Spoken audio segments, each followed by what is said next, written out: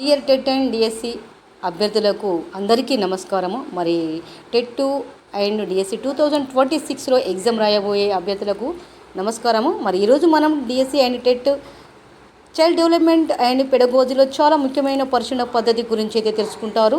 మరి ఆ పరిశీలన పద్ధతులు ఏమిటంటే సహజ పరిశీలన, నియంత్రిత పరిశీలన, సంచరిత పరిశీలన, అసంచరిత పరిశీలన సులభమైన ఉదాహరణతో వివరంగా నేర్చుకుందాం.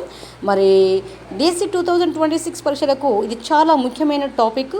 మరి వీడియోను పూర్తి వరకు చూడండి, చూసి లైక్ చేయండి, సబ్స్క్రైబ్ చేయండి. సబ్స్క్రైబ్ చేయడం అనేది మర్చిపోకండి. తప్పకుండా మీరు సబ్స్క్రైబ్ చేసుకుంటే నేను చేసేటువంటి వీడియోలు మీకు వస్తాయి. అందరికీ తెలిసిన విషయమే కాబట్టి సబ్స్క్రైబ్ చేయండి.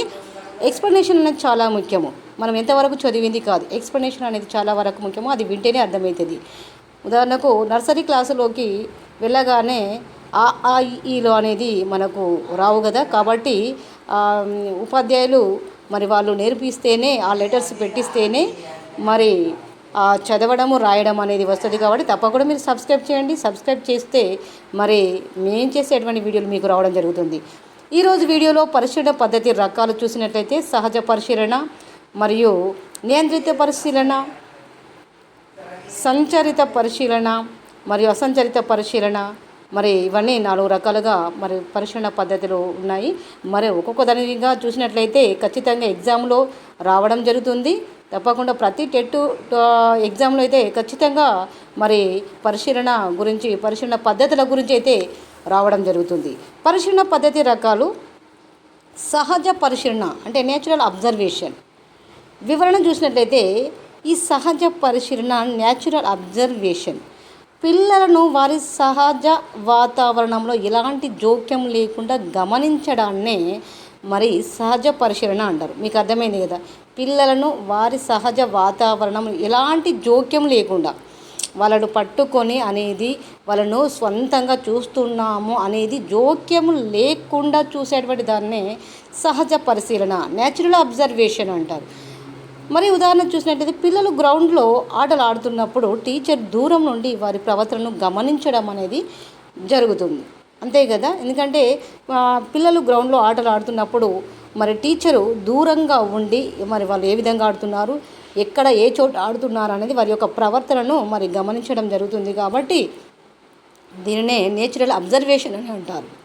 సహజ ప్రవర్తన మరి ముఖ్యంగా తెలుసుకోవాల్సింది ఏమిటి? టీచరు ముఖ్యంగా ఏమని తెలుసుకుంటుంది? పిల్లవాడిది సహజ ప్రవర్తన తెలుస్తుంది, మరి ఎలాంటి నియంత్రణ అనేది కూడా ఉండదన్నమాట. ఈ సహజ పరిశీలన ఎలాంటి నియంత్రణ అనేది కూడా ఉండదు. ఎందుకంటే ప్రశ్న ఇచ్చే సహజ పరిశీలనలో మరి ముఖ్యమైన అంశం ఏమై ఉంటుంది అనేది ఆప్షన్స్గా ఇచ్చినట్లయితే సహజ ప్రవర్తన తెలుస్తుంది, ఎలాంటి నియంత్రణ ఉండదు అనేది కూడా మరి రావడం జరుగుతుంది. కాబట్టి నియంత్రిత పరిశీలన అంటే కంట్రోల్ అబ్జర్వేషన్ చూసినట్లయితే చూడండి, కంట్రోల్ అబ్జర్వేషన్ నియంత్రిత పరిశీలన కొన్ని ప్రత్యేక పరిస్థితులను సృష్టించి ఆ పరిస్థితిలో పిల్లల ప్రవర్తనను గమనించడం, అంటే కొన్నిగా పుట్టించడం, అంటే కొన్ని సృష్టించడం, ప్రత్యేక పరిస్థితులు సృష్టించి ఆ పరిస్థితులు పిల్లల ప్రవర్తనను గమనించడం. ఉదాహరణ చూసినట్లయితే టీచర్ ఒక ఆట బొమ్మ ఇచ్చి పిల్లలు దాన్ని ఎలా ఉపయోగిస్తున్నారని పరిశీలించడం అన్నమాట. అంటే దీనికి కంట్రోల్ అనేది ఉండదు. నియంత్రిత పరిశీలన కంట్రోల్ అబ్జర్వేషన్ చేయడం అన్నమాట. అంటే టీచర్ ఏం చేస్తుంది?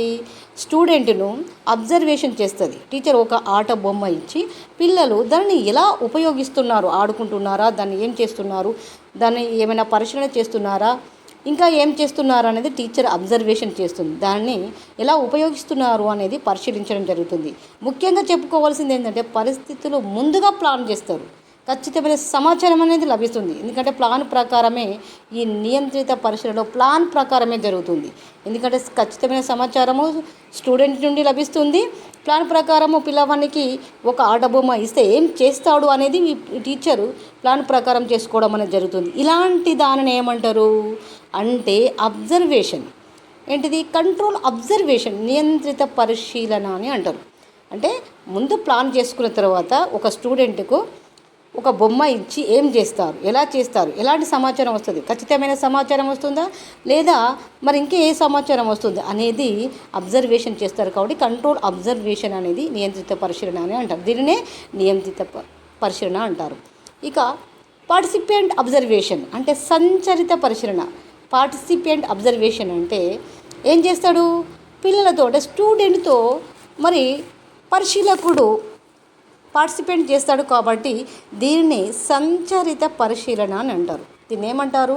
సంచరిత పరిశీలన. అంటే ఎగ్జామ్లో ఏ విధంగా ఇస్తాడు?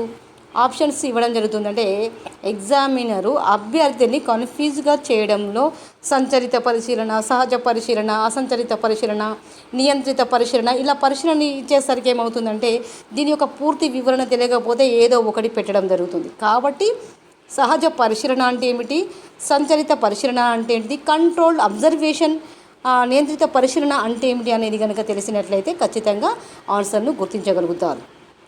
సంచరిత పరిశీలన చూసినట్లయితే మరి పరిశీలకుడు ఏం చేస్తాడు? పిల్లలతో కలిసి ఏం చేస్తాడు? కార్యకలాపాలలో పాల్గొంటాడు. పిల్లలతో కలిసి ఏం చేస్తారు? కార్యకలాపాలలో పాల్గొంటూ గమనించడం.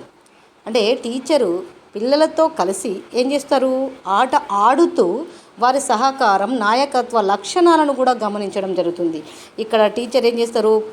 స్టూడెంటు మరి గ్రౌండ్లో ఆడుతున్నప్పుడు ఈ టీచరు కూడా వారి వద్దకు వెళ్ళి వారితో కలిసి ఆట ఆడుతూ వారి సహకారము, వారి యొక్క నాయకత్వము, లీడర్ లక్షణాలను మరి గమనించడం అనేది జరుగుతుంది. కాబట్టి మరి దీనిని సంచరిత పరిశీలన, పార్టిసిపెంట్ అబ్జర్వేషన్ అని అంటారు.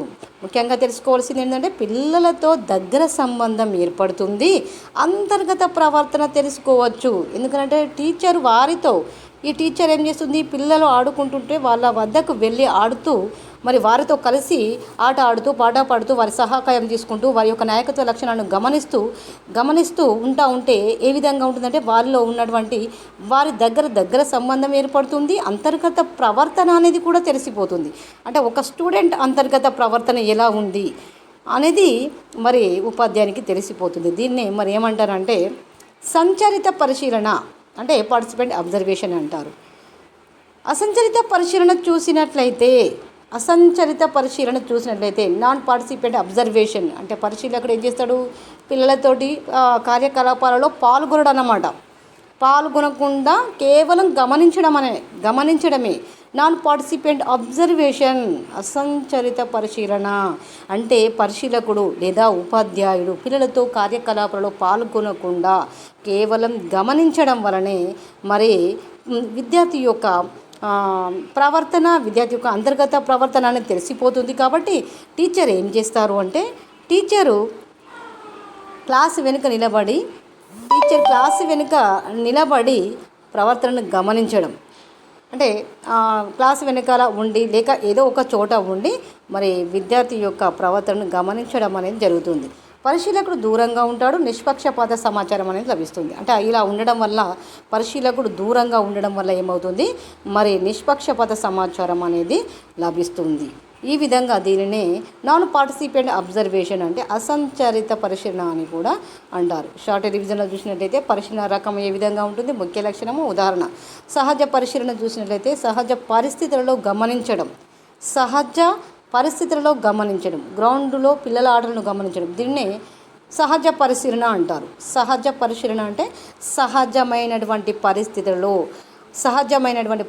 గమనించడం. అంటే గ్రౌండ్లో విద్యార్థులు ఆటలు ఆడుతూ ఉంటే మరి పరిశీలకుడు సహజంగా గమనించడం ద్వారా తెలుస్తుంది. దీన్నే సహజ పరిశీలన అంటారు. నియంత్రిత పరిశీలన అంటే నియంత్రిత పరిస్థితుల్లో గమనించడం, ఆట బొమ్మ ఇచ్చి స్పందన చూడడం.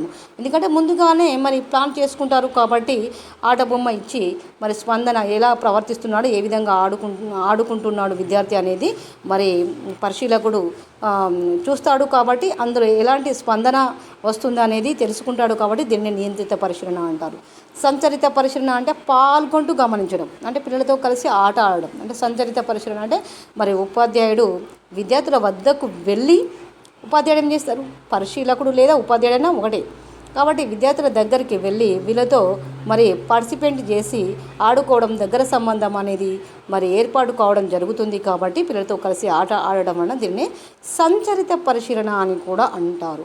అసంచరిత పరిశీలన అంటే పాల్గొనకుండా గమనించడం, క్లాస్ వెనుక నుంచి గమనించడం, మరి దీనిని అసంచరిత పరిశీలన అంటారు. ఇక్కడ చూడండి, అసంచరిత పరిశీలన అంటే పాల్గొనకుండా గమనించడం, క్లాస్ వెనుక నుంచి కాబట్టి టీచర్ ఎక్కడో ఉండి మరి స్టూడెంట్స్ మరి గ్రౌండ్లో కానివ్వండి, క్లాసులో కానివ్వండి, ఎక్కడ ఉన్నా కూడా దూరంగా ఉండి విద్యార్థి యొక్క ప్రవర్తనను గమనిస్తారు కాబట్టి క్లాసు వెనుకన క్లాసు ఎక్కడో ఒక చోట ఉండి గమనిస్తారు కాబట్టి దీన్నే అసంచరిత అంటే విద్యార్థులతో పాల్గొనకుండా చూసేటువంటి దానిని అసంచరిత పరిశీలన అంటారు.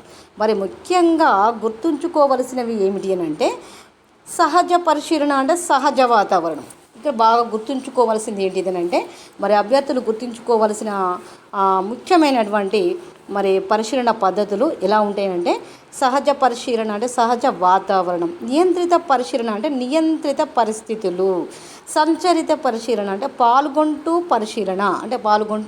విద్యార్థితో పాల్గొంటూ వారి యొక్క కార్యకలాపాలు పాల్గొంటూ వారి యొక్క అంతర్గత ప్రవర్తన తెలుసుకుంటారు కాబట్టి దీన్ని సంచరిత పరిశీలన అంటారు. అసంచరిత పరిశీలన అంటే దూరంగా ఉండి పరిశీలన అంటే పరిశీలకుడు దూరంగా ఉండి లేక క్లాస్ వెనకాల ఉండి లేక ఏదో ఒక చోట ఉండి విద్యార్థి యొక్క అంతర్గత ప్రవర్తన తర్వాత వారిలో ఉండేటువంటి స్పందన ఏ విధంగా ఉంటుందనేది తెలుసుకోవడమే అసంచరిత పరిశీలన అంటారు.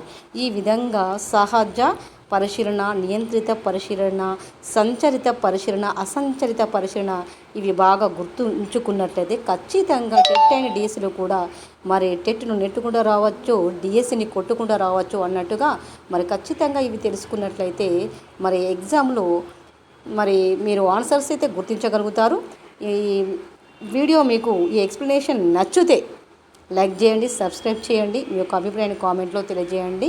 మరొక విషయం ఏమిటంటే మీకు ఇలాంటి ఎక్స్ప్లెనేషన్ వీడియోస్ కావాలి అని అంటే మరి డైలీ టెస్టులు, పీడిఎఫ్లు మరి వీక్లీ టెస్టులు అనేది పెట్టడం జరుగుతుంది.